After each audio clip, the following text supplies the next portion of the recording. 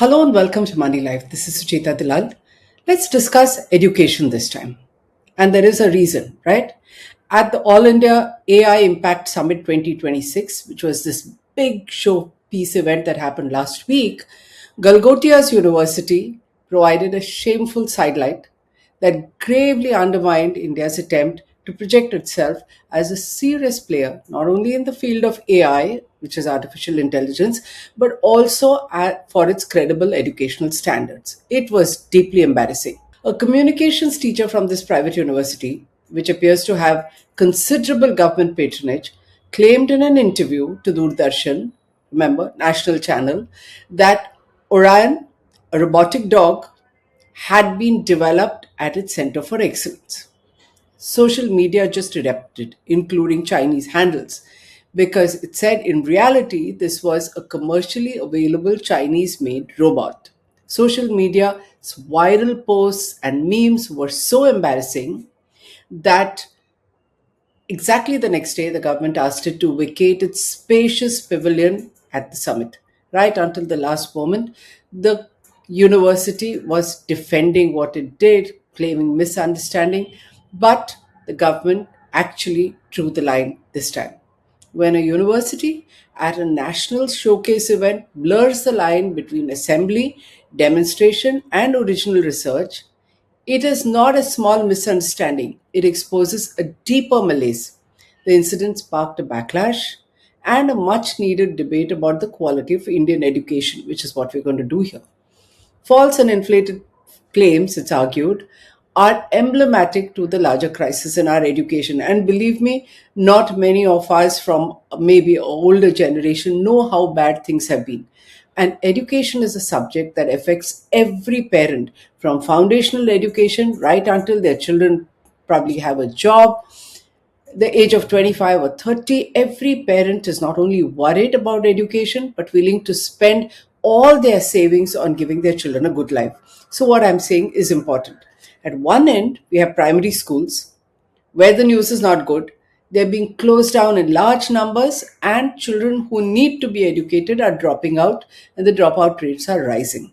At the other end are elite institutions, private universities, IITs, the Galgotias, these are mushrooming. So there seem to be many more, but they seem to be gaming everything from patent filings to peer reviewed research to placements in order to secure government benefits and rankings. Now, consider a few reports in February alone. We are not even going back in time. We are talking about Galgotias fiasco and a little before that, this very month.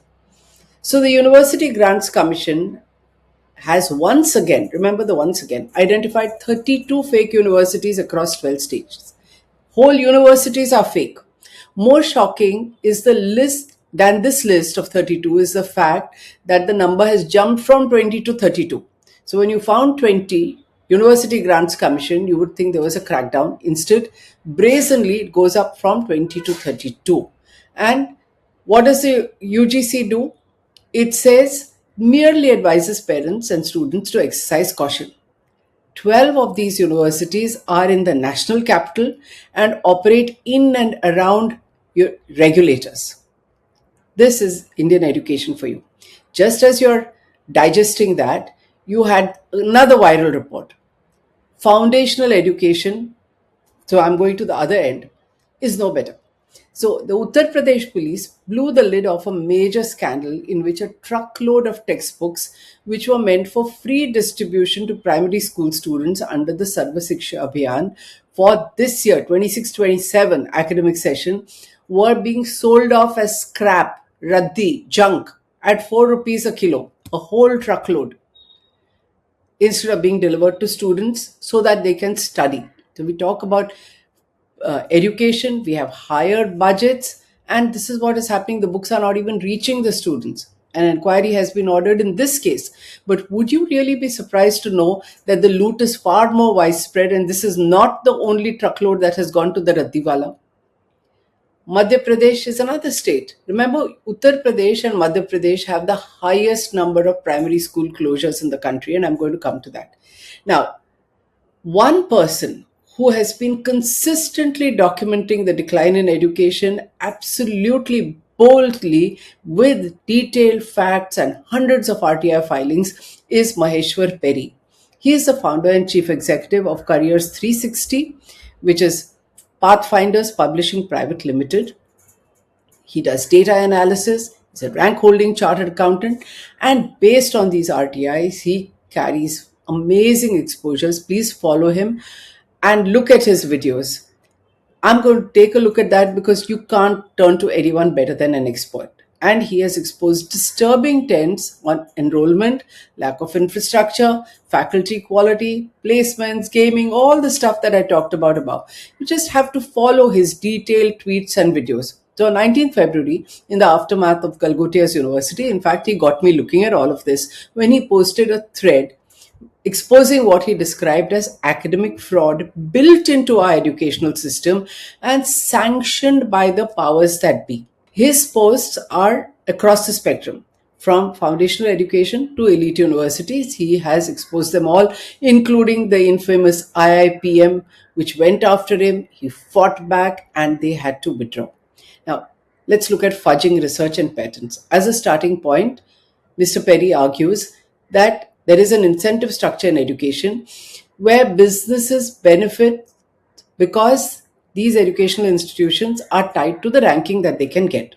These benefits include autonomy, grant of autonomy, graded autonomy, permission to open new campuses, launch fresh courses, and offer online degrees. So, higher your ranking, you get all this. So, what do you do? Instead of ensuring that you have high educational standards, you game the ranking.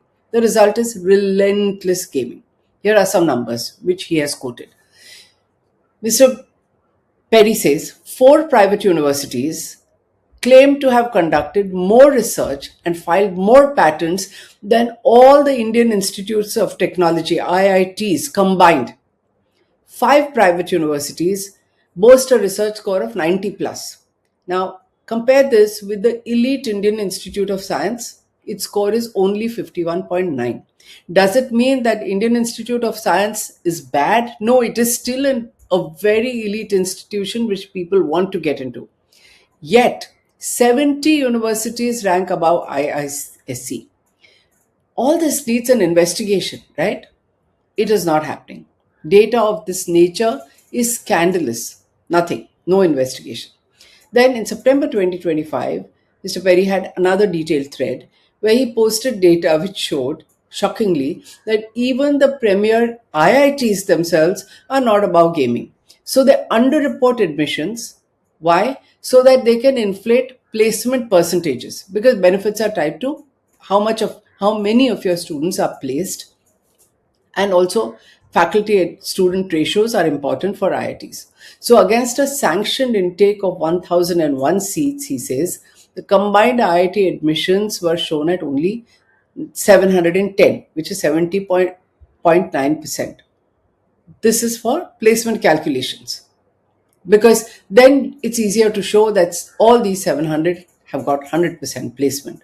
The gaming of education metrics is not noticed by Mr. Perry alone. In fact, he has given a number of magazines which have done detailed reports on this. So he says Chemistry World in October 2024 wrote about gaming of rankings.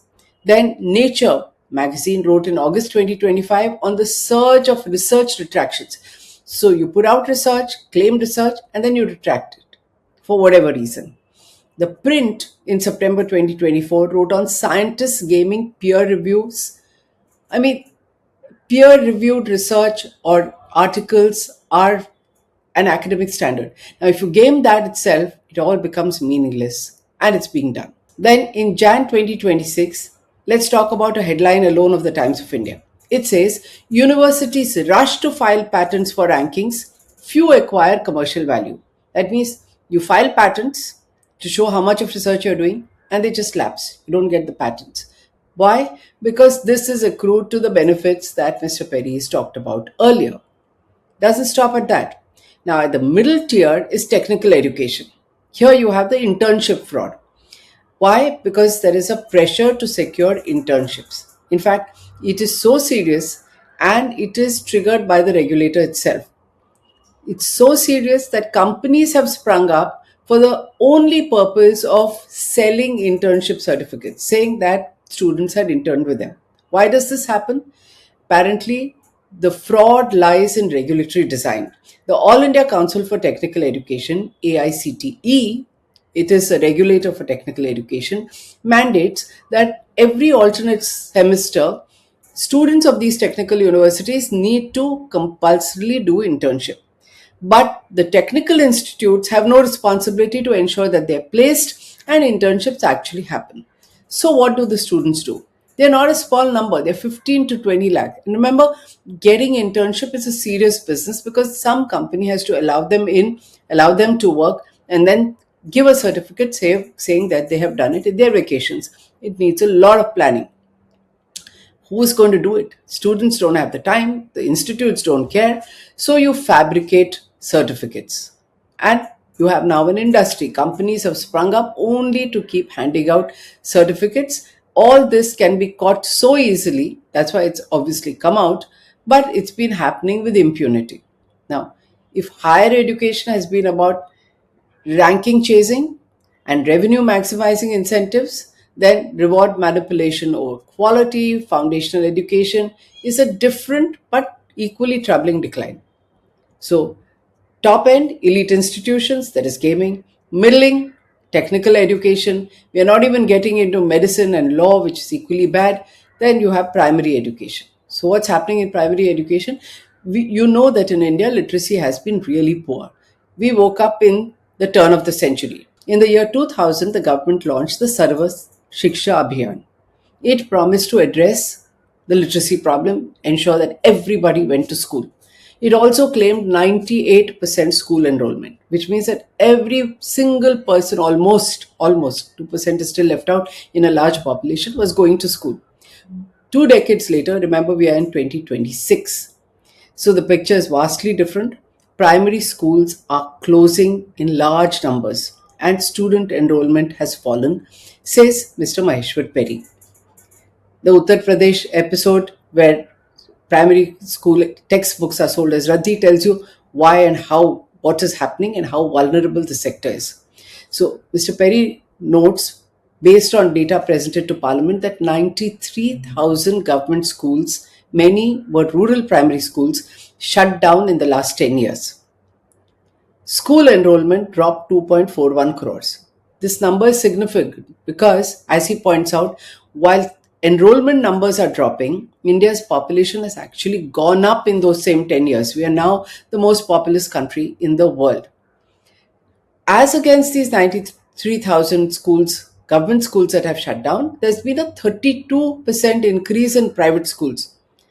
This has partially offset the numbers, but there's still a 7% drop. The gap exposes deep stress in foundational education, which in 2000 we were told is going to be addressed by this Abhiyan.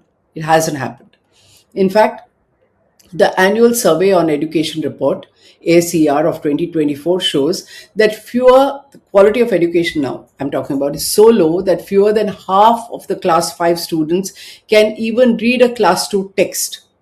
So what Mr. Maheshwar says, and I'm quoting him, is forget demographic dividend. We will soon face a demographic nightmare because we are producing children who are either dropping out of primary school or, if they have gone through it, do not have the education of even a second standard students. A Panchvi class is not able to forget about solving maths problems, not even able to read text. Worryingly, this is not confined, like I said, to these 3 tiers. It is across. In 2025 and early 26, medical colleges were found inflating faculty strengths ahead of inspections.